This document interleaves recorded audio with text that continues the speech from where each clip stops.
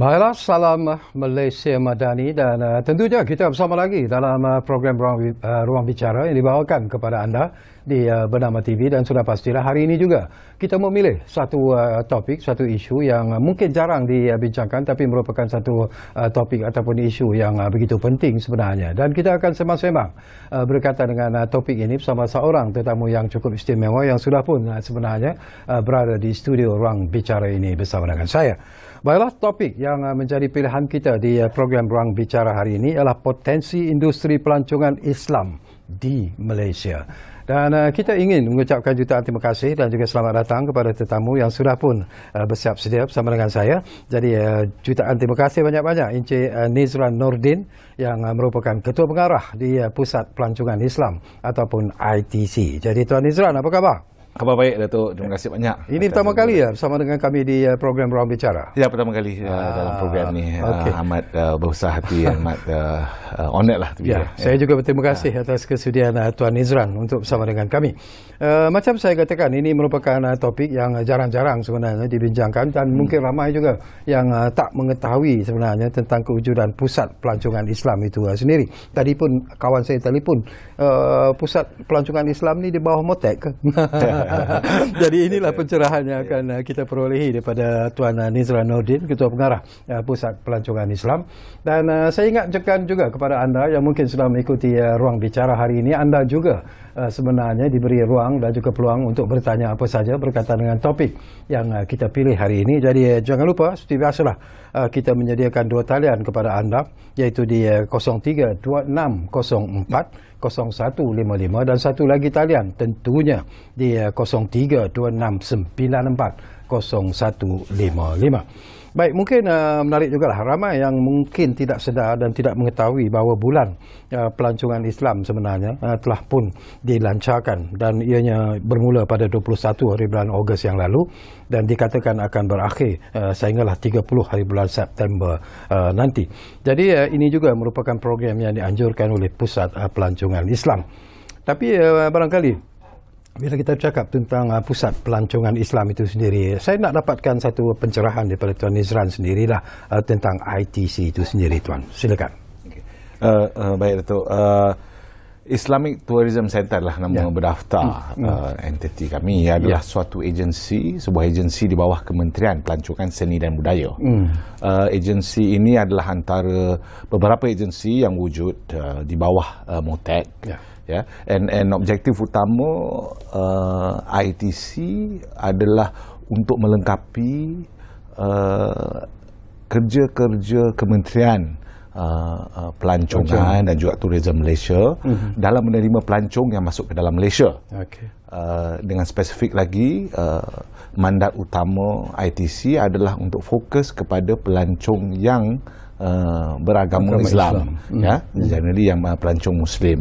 Jadi sebagai pelancong Muslim ni kita sebagai majoriti penduduk Malaysia yang beragama Islam, kita sendiri memahami keperluan Muslim travellers ataupun pelancong Muslim ni, antaranya keperluan nak sembahyang, keperluan nak cari makanan halal, keperluan nak keyakinan dalam mana jua premis yang dilawati ataupun tempat-tempat yang diziarah. Jadi sejak 2009 ITC dibangunkan, banyak kerja-kerja ITC termasuk kerja-kerja penyelidikan, kerja-kerja pembangunan kapasiti seperti latihan, kerja konsultansi untuk pemegang-pemegang taruh atau pemain industri yang berminat dalam industri pelancongan, specifically dalam mesra Islam. Dan juga kami terlibat dalam kerja-kerja pengiktirafan penarafan, standard ratingnya, recognition, dan juga kerja-kerja pembangunan industri. Jadi dalam sejak tahun 2009 ITC banyak membuat penyelidikan mana kita telah mula memahami keperluan pelancong-pelancong Muslim ini, dan pada tahun 2019 kita telah keluarkan suatu standard yang dinamakan MFAR ataupun Muslim Friendly Tourism and Hospitality Assurance Recognition. Adalah suatu jenis pensijilan untuk pemahaman umum lah. Kalau JAKIM keluarkan sijil halal untuk restoran, kami di ITC keluarkan sijil MFAR untuk hotel. Ya. Jadi dalam kebetulan masa itu 2019 masuk 2020 dah COVID bermula. Jadi daripada segi pengembangan penggunaan MFAR ni terbantut seketika. Cuma ada dalam 54 hotel yang pakai setakat ni. Jadi pasca COVID tahun lepas, tim di ITC, masa tu saya belum join sebab saya baru sertai ITC tahun ni bulan Julai. Jadi saya ni baru orang kata apa, budak baru belajar lah, baru setahun jagung dalam ITC. Tapi tim yang saya ada sekarang di sini memang cukup hebat dan peka dengan keperluan pelancong Muslim. Jadi tahun lepas kita telah mulakan dengan edisi pertama Islamic Tourism Month. Tujuannya simply untuk dapatkan pemegang taruh, pemain-pemain industri untuk kembali bangkit, to get back on their feet, untuk menawarkan perkhidmatan produk yang ditawarkan kepada pasaran lah. Jadi antara strategi partner kita ni bukan sahaja di kalangan masjid-masjid pelancongan ataupun perkhidmatan yang berkenaan dengan keagamaan, tetapi juga terlibat dengan perkhidmatan seperti spa dan kesihatan, hotel-hotel, travel agents, dan even theme parks dan sebagainya. Jadi kita ambil peluang ni, selepas edisi pertama kita nampak sambutan yang baik. Masa tu baru dapat dalam 40 strategic partner. Jadi bila saya ambil alih tapuk kepimpinan bulan Julai tahun ni, saya memberi cabaran kepada tim saya untuk menambahkan lagi bilangan strategic partner. Dan dalam tempoh 2 minggu mereka dapat menambahkan strategic partner hingga ke lebih daripada 130 partner. Bila tuan sebut tentang strategic partners itu sendiri, golongan mana sebenarnya yang menjadi strategic partner? Strategic partner sebenarnya yang macam saya maklumkan tadi, daripada masjid pelancongan produk dan service provider seperti spa and wellness, even restaurants our strategic partner yang menawarkan makanan halal, hotel-hotel yang menyediakan perkhidmatan MFAR yang saya maklumkan tadi.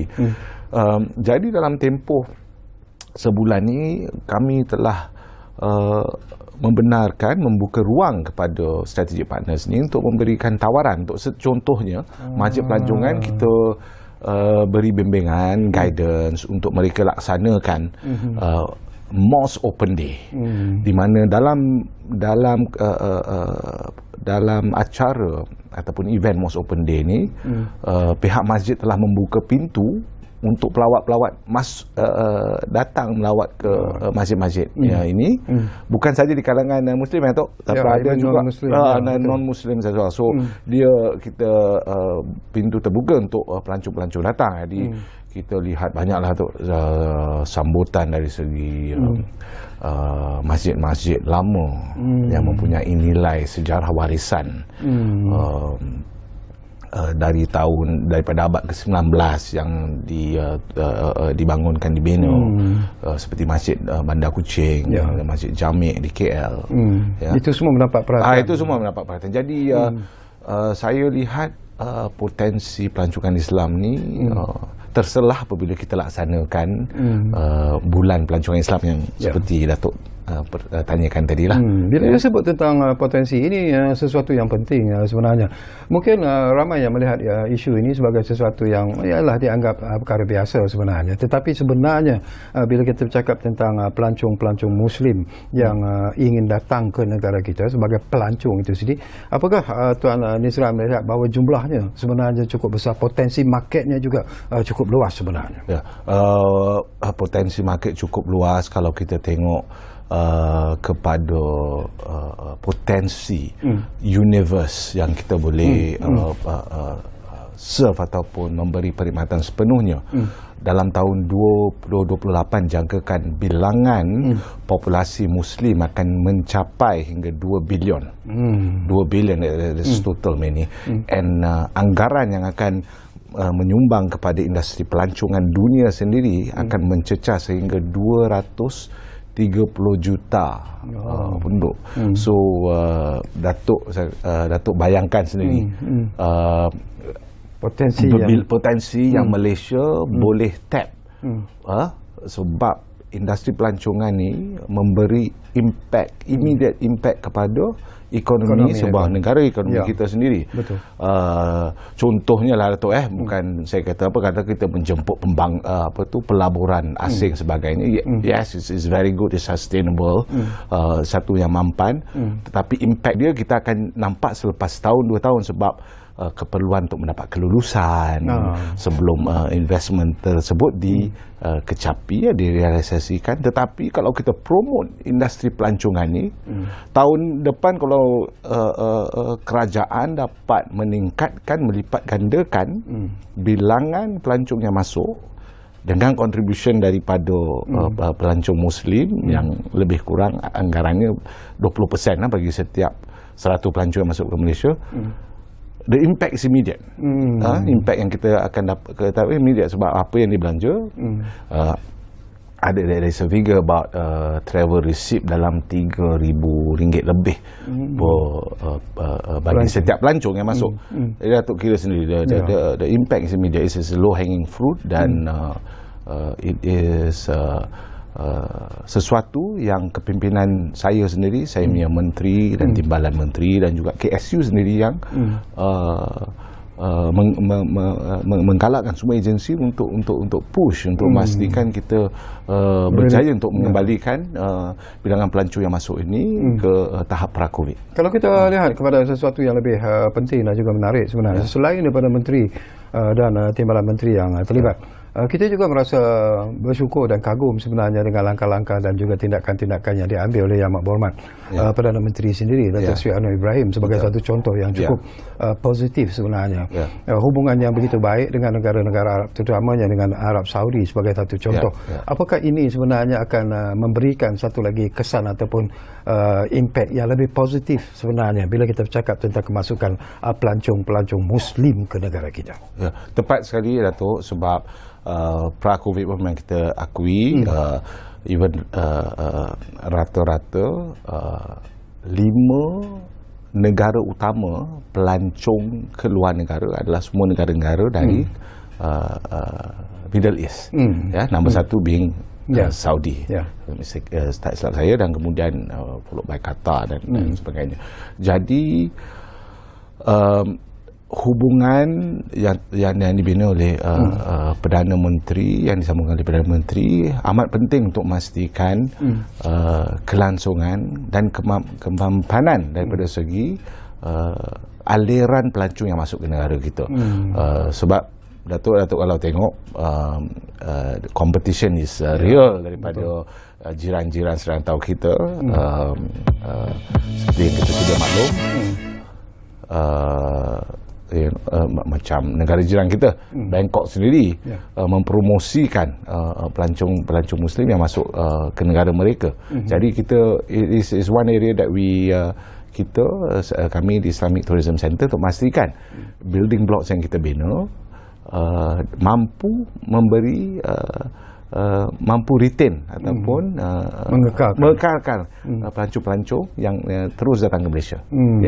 Satu lagi persoalan mungkin ialah antara isu-isu utama lah bila kita bercakap tentang pelancongan Islam di Malaysia ini yang perlu dilihat, dan bagaimanakah cabaran dalam mengenai isu-isu ini sebenarnya, Tuan? Isu-isu yang saya lihat ni, Datuk, adalah lebih kepada inisiatif untuk to rejuvenate ataupun even untuk meremajakan beberapa aspek pelancongan. Terutama sekali saya lihat sebab negara kita ni kaya dengan karya dan juga tapak sejarah warisan. Sejarah warisan, contohnya seperti saya maklumkan tadi, negara kita banyak masjid-masjid lama. yang kita boleh angkat untuk menjadi tumpuan pelancong-pelancong yang datang ke Malaysia ni untuk melawat masjid-masjid ini. Sebab saya baru balik dari China dengan timbalan menteri saya untuk satu lawatan berjumpa dengan pemegang-pemegang taruh yang membawa pelancong-pelancong Muslim dari China untuk datang, dan rata-rata mengatakan perkara-perkara yang mereka perlukan ataupun the demand, pasaran memerlukan daripada sana nak tengok masjid-masjid yang boleh dilawati di Malaysia. Masjid-masjid lama. Jadi kita banyak masjid-masjid lama. Atau macam saya maklumkan tadi, Masjid Bandaraya Kuching, masjid tertua di Sarawak, dibina dalam tahun 1840. Masjid Panglima Kinta di Ipoh 1868. Masjid Paloh di Ipoh 1912. Datuk saya ni dah jadi macam walking dictionary lah, menghafal semua tarikh-tarikh ni. Even di Melaka, kampung ayah saya tu, ada Masjid Kampung Hulu dibina dalam tahun 728 Masihi. Tahun mau ni tak tahu nak kira berapa lah, tapi almost 700 tahun. Jadi masjid-masjid ni perlu diremajakan untuk mencapai kepada audience sekarang yang lebih muda di kalangan golongan milenial, untuk mereka menghargai tentang kewujudan masjid-masjid ini, kerana wujud masjid-masjid inilah negara agama Islam berkekalan sehingga ke hari ini di tanah Melayu di Malaysia. Betul. Ya. Jadi itu antara inisiatif yang yang kami lihat dan perlu diberi penekanan sikit, selain daripada trademark yang saya sebutkan tadi, MFAR. Ia adalah satu trademark yang kritikal untuk saya kembangkan sekarang, sebab seperti saya maklumkan tadi, baru ada 54 hotel yang mempunyai pensijilan tersebut. Sekarang pasca COVID, saya dan tim pasukan di ITC tidak boleh memberi sebarang alasan untuk mengembangkan adaptasi ataupun penggunaan pensijilan ini, kerana hotel yang didaftarkan bawah MOTAC ada 4,800. So kami ini adalah satu cabaran yang besar untuk memastikan lebih banyak hotel yang memakai sijil MFAR ni, ia akan memberi lebih keyakinan kepada pelancong yang masuk.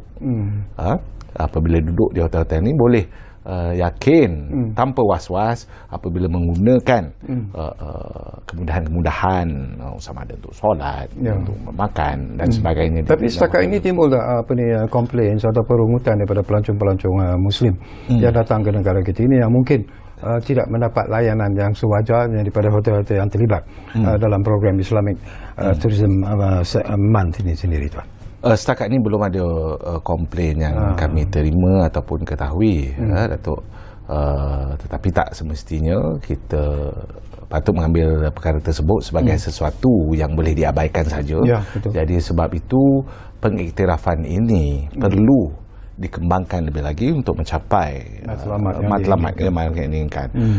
Bila kita kasih assurance, lebih yakinlah pelancong akan ini. Sebab kita sebagai Muslim pun mungkin kita pandang remeh perkara ni. Saya nak kongsikan sikit lah tu. Dalam satu masa mula-mula saya masuk ITC ni tu, bila saya tengok keperluan untuk mengguna pakai sijil MFAR, saya terus terang saya cakap saya cakap macam mana nak market benda ni. Sampai kebetulan satu hari tu bila saya outstation, dan hotel yang saya duduk tu tak ada arah kiblat dalam bilik. Jadi kita pakai aplikasi smartphone. Aplikasi saya pakai itu mula-mula masa sembahyang subuh tu nampak kiblatnya arah tu sana. Tapi bila balik daripada meeting, nak pergi balik sebelah malam, maghrib pula dia beralih bukan 1-2 darjah. Lebihan kita tahu, even pengalihan 1 darjah sekalipun adalah berkilometer jauh daripada kiblat ni. Jadi it got me thinking. Saya terfikir jugalah, ini the unique selling proposition is real. Saya sebagai Muslim sendiri, saya rasa yakin pada waktu tersebut. Dan saya boleh katakan kerja-kerja penyelidikan yang dilakukan ni over the years, yang bertahun-tahun ni, memang betul is something that kita Muslim travelers we need, and kita tahu bila kita travel. Betul. Ya. Okey tuan. Kita nak sambung lagi, tapi seperti biasalah kita akan berehat dulu. Okey, Dok. Buat seketika, tuan pun boleh mendukung kami sediakan. Boleh, Dok. Dan kepada anda kami ingatkan juga seperti yang saya sebut tadi di awal program ini, bahawa anda juga sebenarnya kami beri ruang dan juga kesempatan sebenarnya untuk berkongsi pandangan dan juga pendapat berkaitan dengan isu yang kita bincangkan ini. Ini merupakan satu isu yang saya kira cukup penting dan menarik sebenarnya. Jadi dua talian yang kami sediakan kepada anda seperti biasalah di 03 2604 0155 dan satu lagi talian tentunya di 032694 0155. Baik, kita rehat dulu, kembali semula Ruang Bicara tentunya bernama TV. Kita jumpa lagi selepas ini.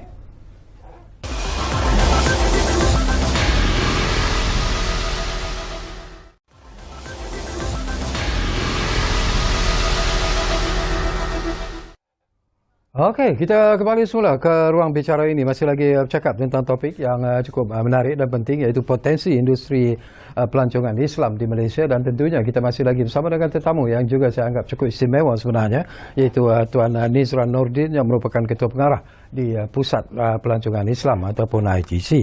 Baiklah, saya difahamkan kita dah pun ada pemanggil di talian sekarang ini, Encik Ali Hassan dari Selangor sudah pun ada di talian kita. Assalamualaikum Encik Ali. Waalaikumsalam warahmatullahi wabarakatuh. Ya. Assalamualaikum warahmatullahi wabarakatuh. Ya, silakan tuan. Saya nak bertanya kepada tuan yang menjadi tetamu ni. Apakah bentuk insentif dan juga galakan kepada mereka-mereka atau organisasi nak menganjurkan pelancongan Islam untuk kita di Malaysia ini, di tempatan dan juga di luar negara? Terima kasih. Itu saja tuan ya? Ya, itu saja. Okey, terima kasih banyak-banyak Tuan Ali Hassan. Satu soalan yang saya kira penting dan menarik juga tu, Tuan Nizran, respon daripada anda. Okey, terima kasih Cik Ali. Jadi jawapan saya untuk perkara tersebut untuk tahun depan, kami ada buat beberapa perancangan. Okey. Di mana untuk pemain industri yang pakai pengiktirafan MFA tersebut akan meraih pelbagai insentif ataupun kelebihan dengan menyertai kami ini. Cuma pada peringkat ni saya tak boleh umumkan lagi sebab perkara tersebut telah diangkat kepada pihak tertinggi untuk dinilaikan. Jadi sememangnya kami sedar apabila kita buat certain standard ataupun tawaran di market ni untuk menggalakkan supply and demand ni, perlukan certain push factor untuk memastikan perkara tersebut diguna pakai. Jadi insentif tersebut ada juga kami pohon, tapi akan diumumkan. Tapi kami bukan saja berhenti di situ nak menunggukan kelulusan tersebut, tetapi yang penting lagi dalam Islamic Tourism Month ni menunjukkan sendiri inisiatif yang kita laksanakan, banyak insentif-insentif yang telah diturunkan bukan saja daripada ITC ataupun pihak kerajaan, tapi juga daripada pemegang taruh. Contohnya hotel-hotel yang memberikan tawaran-tawaran diskaun ataupun promosi semasa tempoh Islamic Tourism Month tersebut, dan juga memberi impact ataupun kesan bukan sahaja kepada pengguna, tapi juga kepada ekosistem pemegang taruh di sekeliling yang melimpah nikmat ataupun benefit tersebut kepada pemegang taruh atau pemain industri sekelilingnya lah. Ya. Saya nak dapat pandangan ikhlas sebenarnya daripada Tuan Nizran sendiri. Bila kita cakap suasana ataupun environment yang betul-betul bersesuaian dengan kehendak, bila kita bercakap tentang pelancongan Islam ataupun di kalangan pelancong-pelancong Muslim sendiri, perkara-perkara yang disediakan itu macam Tuan sebut di awal tadi, mestilah disediakan lebih awal, baik pihak hotel dan sebagainya. Tetapi apa lagi yang Tuan lihat kelemahan yang barangkali tidak dilihat dengan serius, yang mungkin juga kalau tidak diberi perhatian mungkin akan memberikan kesan yang negatif pula kepada pelancong-pelancong Muslim yang kemudiannya datang ke negara kita dan kemudiannya balik semula, tetapi dengan perasaan yang tidak begitu berpuas hati dan sebagainya. Antara perkara yang secara ikhlas lah yang ingin saudara Nizran lontarkan. Saya lihat banyak perkara yang boleh diperbaiki. Antaranya yang kita lihat adalah kemudahan-kemudahan yang disediakan.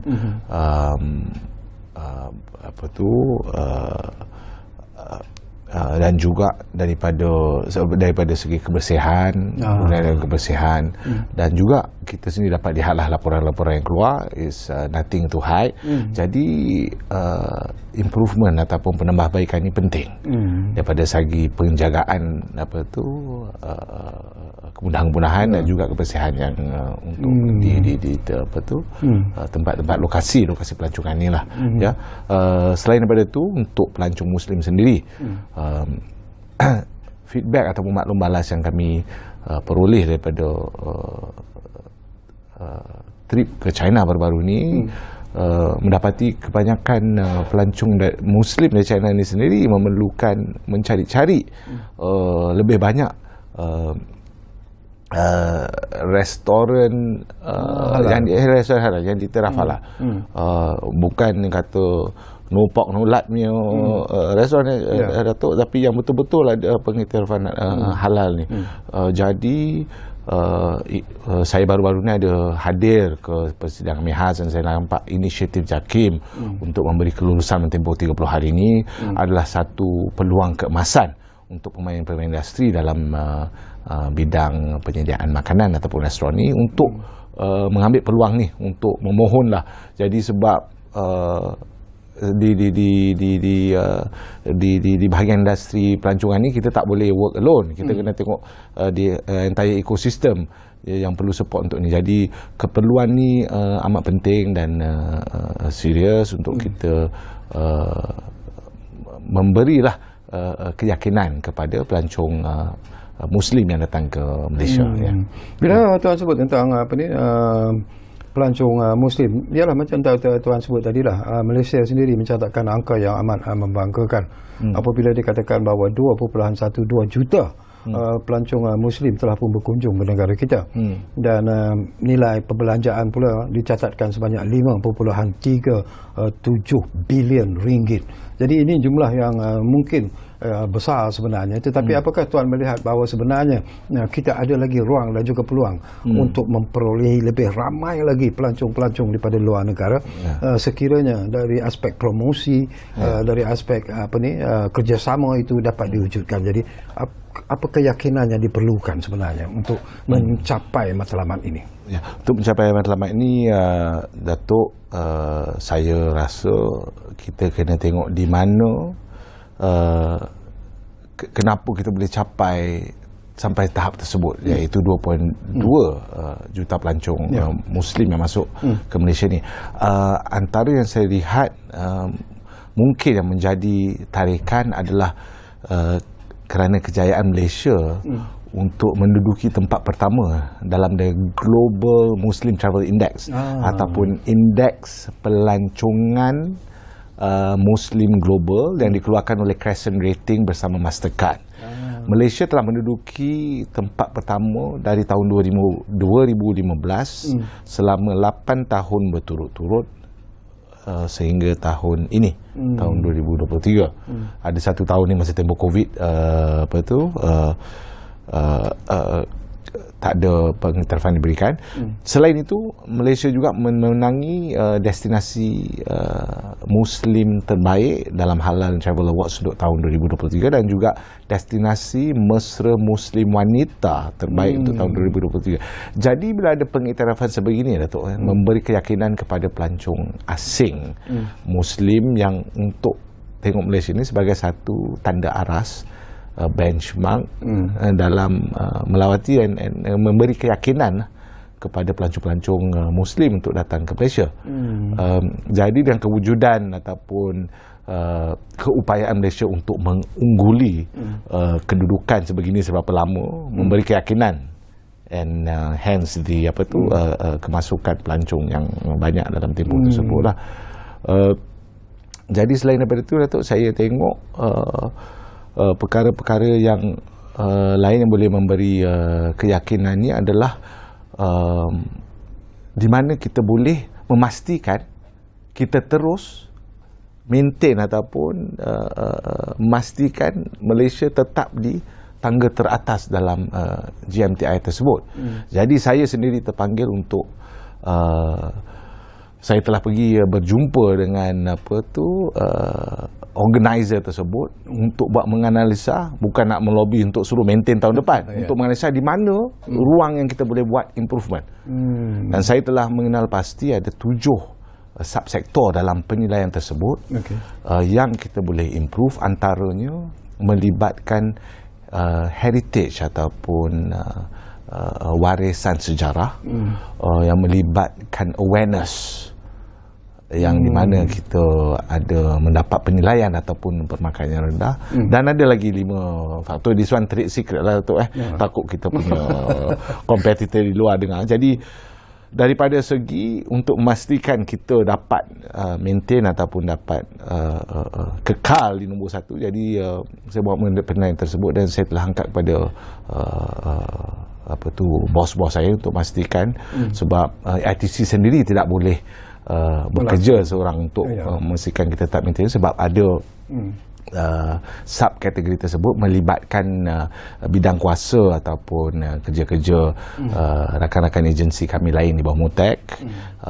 Jadi saya harapkan sekiranya kita terus bekerjasama, kita akan dapat memastikan Malaysia tetap kekal di nombor 1 dalam indeks tersebut. Saya nak tanya satu soalan juga kepada Tuan Nizran lah.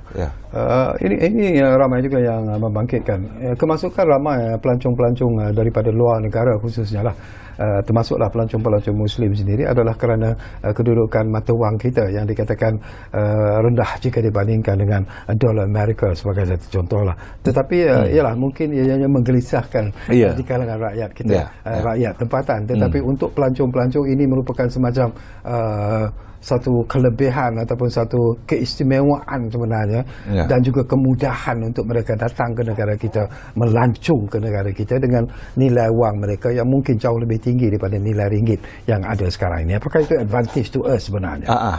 Sudah pasti, Datuk. Kita kena akui, dan kalau ikut sektor pelancongan ialah satu peluang kemasan yang kita tidak patut lepaskan. Sebab bila sesuatu murah, satu benda bukan kata murah, dia mempunyai value for money. Jadi kalau nak compare dengan negara-negara jiran lain, kalau kita boleh yakinkan pelancong dengan kos 1/3 daripada apa yang mereka kena bayar kalau pergi ke negara jiran kita, lebih baik datang ke Malaysia. Jadi seperti saya katakan tadi lah, satu sektor pelancongan, dan lebih-lebih lagi bagi ITC yang memberi fokus kepada pelancongan Muslim, saya rasa kedudukan mata wang ringgit sekarang adalah satu peluang kemasan untuk kita lihat untuk pemerkasaan sektor pelancongan sendiri. Because macam saya maklumkan tadi jugalah, low hanging fruit, that kalau kita buat fokus penggalakan ataupun promosi yang sewajarnya, kita boleh menampak immediate impact dalam musim cuti yang akan datang, yang tak lama lagi, dalam bulan 11 bulan 12 ni, untuk cuti akhir tahun dan juga untuk tahun depan 2024. Promosi yang sewajarnya, apa perancangan ITC sebenarnya bila kita bercakap tentang promosi yang akan dilakukan? Seperti yang saya maklumkan tadi, Datuk, di ITC kita tak buat promosi. Yang buat promosi adalah agensi yang lebih dikenali, iaitu Tourism Malaysia. Jadi kami bekerja tak boleh bertindih dengan agensi-agensi lain. Jadi kerja ITC ni adalah untuk melengkapi, suplemen dan juga komplement kerja-kerja Tourism Malaysia dalam mempromosikan sesuatu destinasi. Kalau ada destinasi yang mesra, destinasi yang mesra Muslim, saya akan bekerjasama dengan Tourism Malaysia untuk meletakkan destinasi tersebut di bawah radar promosi Tourism Malaysia sendiri. Jadi kita kena leverage dan bekerjasama dengan lebih erat, dengan lebih rapat dengan agensi-agensi berkenaan. Jadi not just Tourism Malaysia, tapi ada lain-lain agensi di mana saya lihat boleh ada satu kelebihan di mana kita boleh bekerjasama untuk memastikan keperluan ataupun menjadi satu attraction ataupun daya tarikan bagi pelancong-pelancong Muslim ke Malaysia. Okey, kalau kita lihat tanggungjawab serta amanah yang dipikul oleh ITC ya, ini bukan sesuatu yang mudah daripada apa yang tuan sebut pun kita tahu ia merupakan satu cabaran yang cukup hebat sebenarnya. Tapi apakah aspek lain yang berada dalam radar ITC sendirilah untuk baik pulih serta diremajakan kembali seperti apa yang tuan sebut di awal-awal tadi? Jadi saya dah cover tadi aspek yang di mana negara kita ni kaya dengan tapak warisan sejarah heritage yang kita akan pastikan kita akan ambil langkah sewajarnya untuk meletakkan ataupun package destinasi Muslim ni di bawah payung Islamic tourism. Contohnya seperti inisiatif Masjid Pelancongan. Masjid Pelancongan yang di mana kalau Datuk nak tahu, Datuk, Masjid Jamik sendiri menerima, saya dimaklumkan, 500 pengunjung setiap hari. Daripada segi nilai sejarah masjid-masjid heritage sebegini, apa yang turis melihat sebenarnya kepada sebagai contoh dan sebagai Masjid Jamik itu sendiri? Turis pelancong asing ni tu, sama ada mereka daripada Eropah, daripada China, mereka datang ni dengan pemikiran inquisitif, nak tahu sejarah di sebalik terbenanya masjid-masjid ini. Selain daripada tu, saya juga dimaklumkan sendiri, saya juga lihat sendiri, ada beberapa masjid yang mendemonstrasikan cara-cara umat Islam bersembahyang. Jadi saya lihat inisiatif ini bukan sahaja untuk memperkasakan kewujudan masjid-masjid ini, tetapi juga boleh menjadi satu titik permulaan untuk kita menangani Islamofobia di kalangan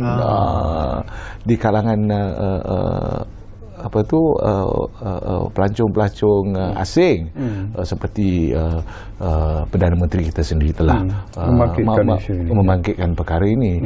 Jadi saya rasa dia jadi something yang kita boleh serampang dua mata lah, Tok. Selain kita mewawarkan, menceritakan sejarah sesebuah masjid itu, boleh menjadi satu cara untuk kita memberi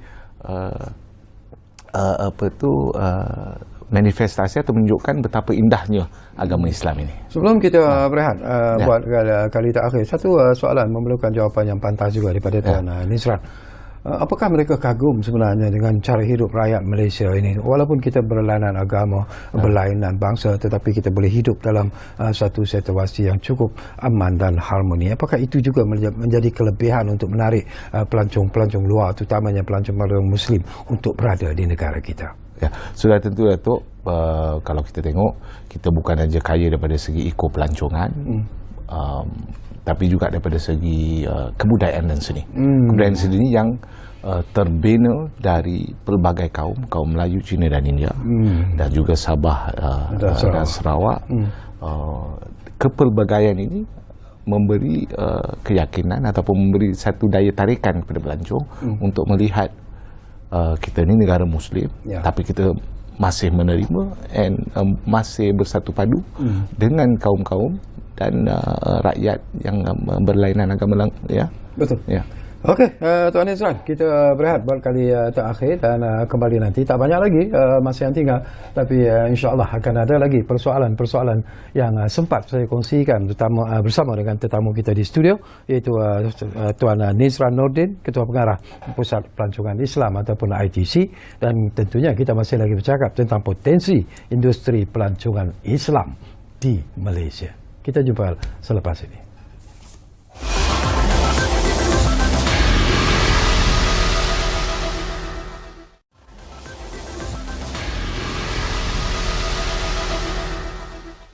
Baiklah, kami cukup berterima kasih sebenarnya kalau anda masih lagi menumpukan perhatian bersama kami di program Ruang Bicara ini. Baiklah, kita masih lagi bercakap tentang potensi industri pelancongan Islam di Malaysia. Mungkin sesuatu yang penting dan menarik juga lah. Kita tahu bahawa belanjawan 2024 bakal dibentangkan tidak lama lagi, dan sudah pastilah saya kira sektor pelancongan juga sebenarnya terutamanya untuk ITC sendiri menaruh harapannya cukup tinggi lah. Mungkin Motek juga tentunya lah mengharapkan sesuatu yang menarik. Jadi apakah harapan daripada Tuan sendirilah bila kita bercakap tentang apabila belanjawan ini 2024 ini dibentangkan, nanti apa perkara-perkara yang mungkin menjadi harapan daripada ITC sendiri untuk melihat bahawa ianya mendapat sokongan daripada kerajaan dari segi aspek belanjawan itu sendiri. Saya boleh bercakap bagi pihak ITC sendiri. ITC sendiri ada memohon, ada mencadangkan beberapa cadangan, dan antaranya untuk memperkasakan pengiktirafan MFA ini supaya kita dapat mencapai lebih banyak pemegang taruh di kalangan bukan saja sektor hotel, dan juga dikembangkan kepada sektor-sektor lain yang bukan makanan, di mana MFA ini boleh diguna pakai. Jadi harapan saya untuk belanjawan 2024 ini dapat supaya kita berjayalah mendapat apa yang kita minta itu. Jadi walau bagaimanapun tak semestinya kita patut berhenti sana saja. Kita juga ada dah sejak sedialah untuk memastikan kita boleh mencapai hasrat kita untuk mengembangkan pengiktirafan MFA tersebut. Menarik. Meremajakan segala proses ataupun program-program yang disusun atau untuk pelancongan Islam di Malaysia ini pun satu aspek yang penting juga. Tadi pun Tuan menyebut bahawa dalam usaha untuk menarik golongan muda, memberi sokongan dan sebagainya, pihak Tuan menganjurkan apa yang disebut sebagai TikTok Challenge, kalau tak silap saya. Apa boleh kita dapat gambaran apa yang berlaku sebenarnya? Boleh Tok. Macam saya maklumkan tadi, secara ringkasnya lah, saya masuk bulan Julai, jadi kita punya Islamic Tourism Month mula bulan Ogos. Dalam tempoh sebulan tersebut, saya ada saya telah menilai. Oh, ini dia. TikTok Challenge. TikTok Challenge. Saya telah menilai usaha untuk mempromosikan rakan-rakan strategik kita yang saya maklumkan tadi, yang ada 130 tentang tawaran yang dilaksanakan. Jadi kami telah pakai satu kaedah loyalty reward platform untuk meletakkan promosi-promosi di atas platform tersebut.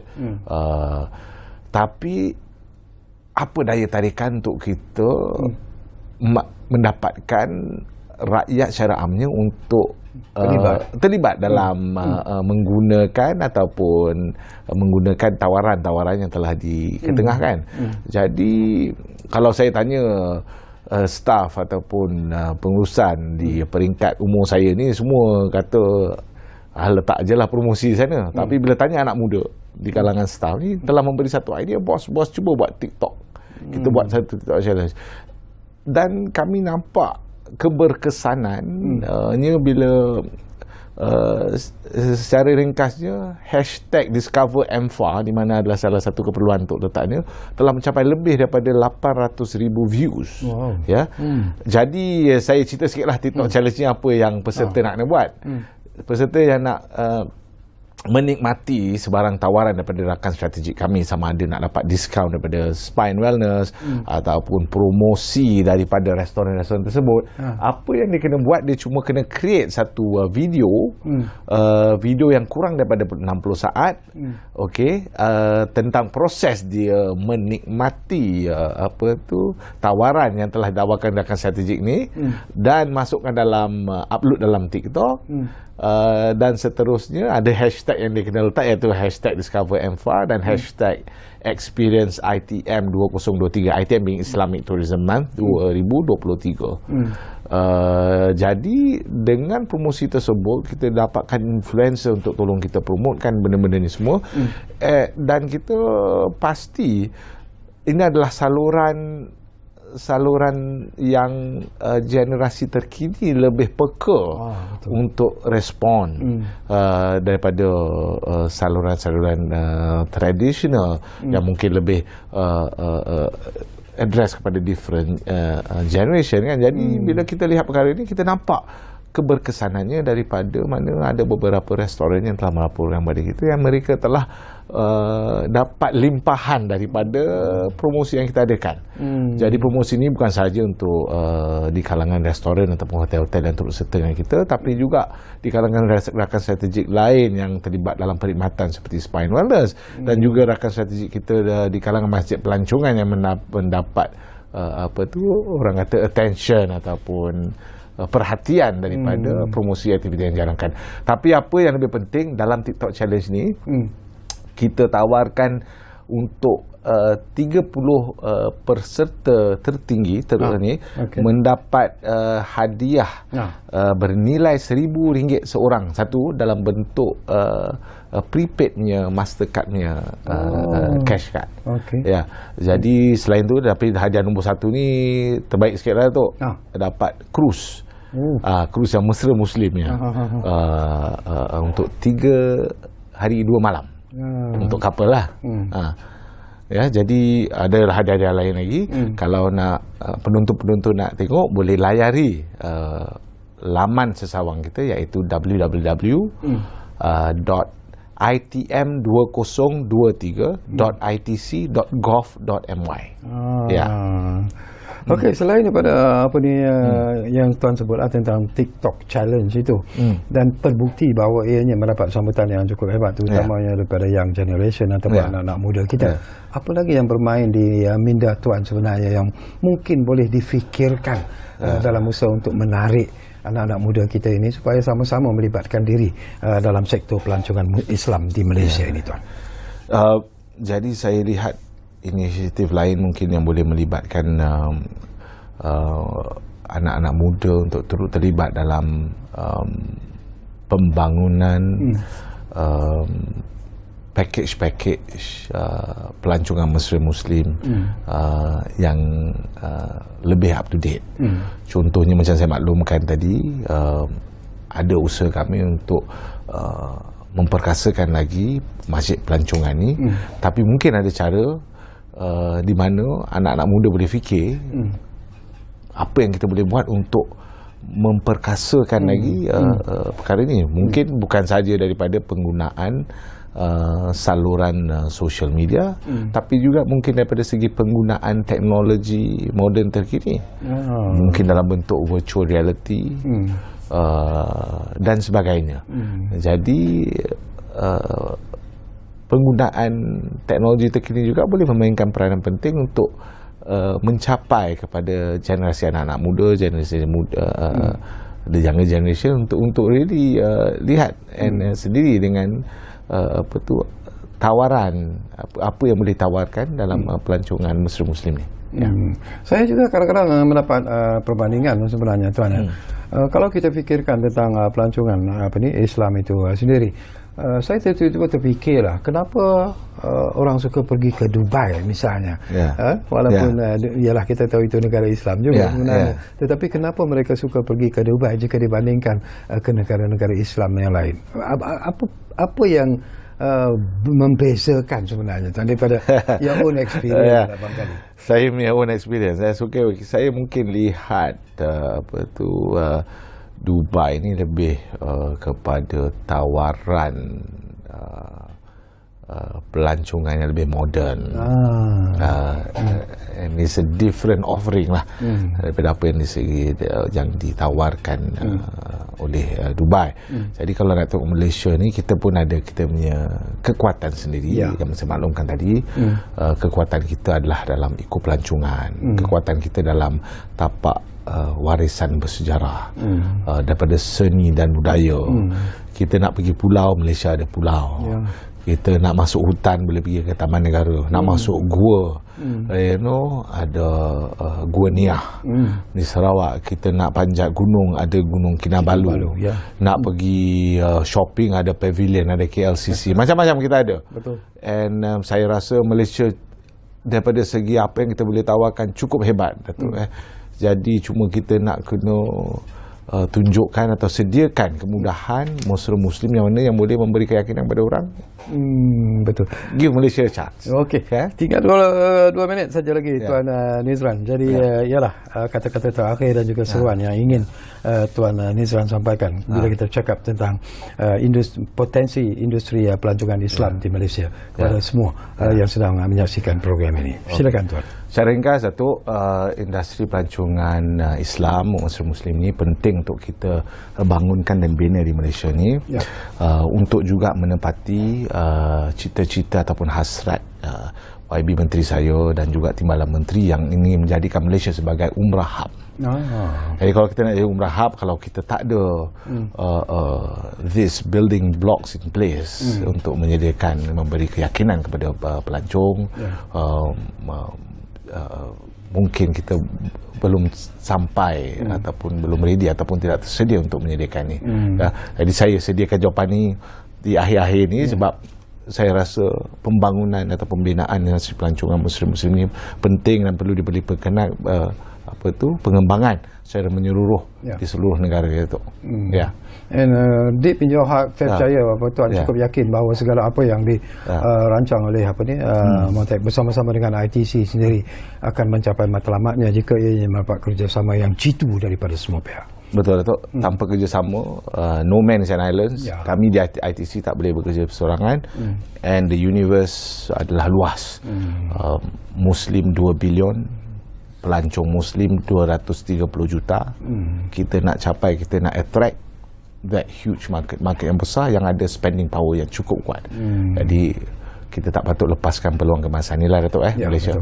Okey, terima kasih banyak-banyak kepada Tuan Nizran Nordin, iaitu Ketua Pengarah Pusat Pelancongan Islam ataupun ITC, dan kita harap walaupun ini kali pertama tetapi bukan kali terakhir sebenarnya. InsyaAllah. Kerana kita juga nak tahu selepas penganjuran bulan pelancongan Malaysia yang akan berakhir pada 30 September nanti, kita nak tahu jugalah apakah ianya telah mencapai matlamat yang diinginkan, dan kalaupun ada kelemahan-kelemahan apakah yang perlu diberi perhatian supaya segala kelemahan yang mungkin ada ketika ini akan dapat diatasi. Dan saya yakin bahawa Motek bersama-sama ITC sendiri sudah pasti akan melihat isu ini sebagai satu isu yang cukup penting sebenarnya. Jadi selamat maju jaya sebenarnya kepada ITC, dan tentunya kami juga mengambil kesempatan ini untuk mengucapkan terima kasih kepada anda yang menumpukan perhatian bersama kami di Ruang Bicara ini, dan jangan lupa seperti yang selalu kami janjikan kepada anda, Ruang Bicara akan terus berbicara bersama anda dari masa ke semasa.